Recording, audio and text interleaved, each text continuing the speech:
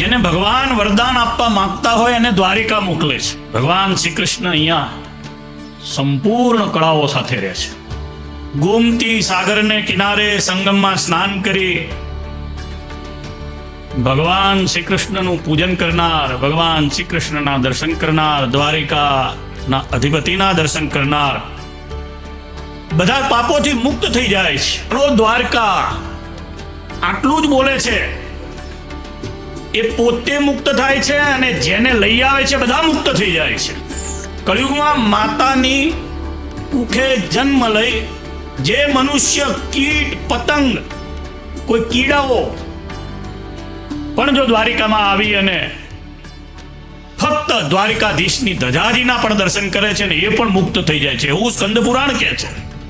પુકારીને કહે છે શ્રી દ્વારિકા તીર્થની યાત્રા કરવા કોઈ આવે અને કોઈ એને અન્નદાન કરે એને ગયા શ્રાદ્ધનું પુણ્ય મળે છે, આવું શાસ્ત્ર કહે છે. ક્યાંક કોઈ જન્મમાં મોટી હત્યાઓ કરેલી હોય, કોઈ કીટ માર્યા હોય, કૃમિ માર્યા હોય, પતંગિયા માર્યા હોય, અસ્પૃશ્યનો સ્પર્શ થઈ ગયો હોય તો ભગવાનની ધજા, દ્વારિકાધીશની ધજાના દર્શનથી બધા જ પાપો નાશ પામી જાય છે.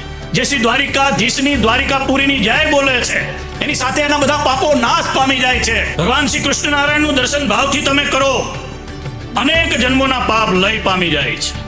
પણ જે દ્વારિકામાં આવે છે એને ફરી માતાના ગર્ભમાં નથી આવવું પડતું, ભગવાન કૃષ્ણના દર્શન કરીને એને પ્રેતપણું નથી આવતું, નરકની વ્યથા એને સહન નથી કરવી પડતી.